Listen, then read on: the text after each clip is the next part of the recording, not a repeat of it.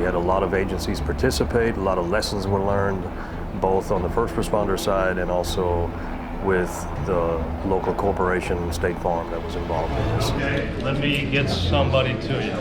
I'm Major Oliver Flattery with the Dunwoody Police Department, and I was in charge of setting up an exercise, an active shooter exercise at the State Farm campus here in Dunwoody. It's very important because we never know when and where an active shooter event can happen. A lot of those are specifically occurring in workplace environments.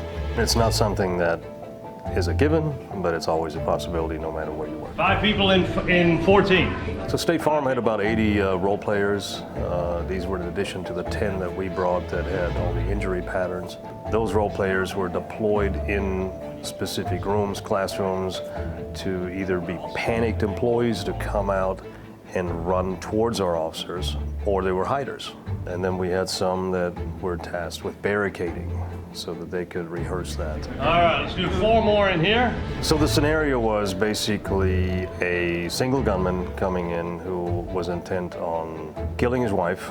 The suspect in this case essentially walked into the building following other employees that were kind enough to hold the door open, which of course is a huge security breach, and then started taking people out.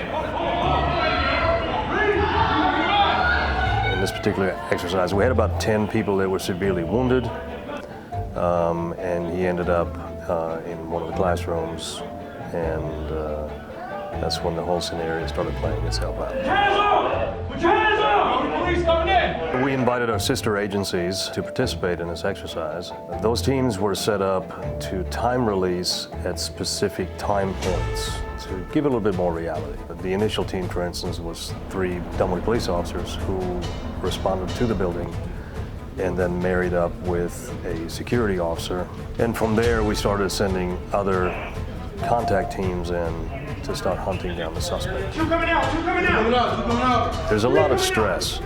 They basically go into a scenario with very limited information, a lot of dynamics with wounded people that were screaming and looked really bad. Another aspect to active shooter response is the utilization of rescue task forces, RTFs. So basically they are firefighter EMTs that are sandwiched between police officers providing lethal cover. So they can go into a hot zone with basic emergency supplies to stop the bleed and save people, stabilize people as much as they can, and then evacuate them out. 14.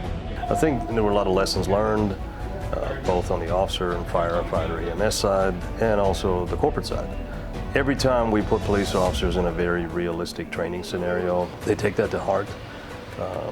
We always look for ways to improve our responses, and the only way to do that is through continuous exercises.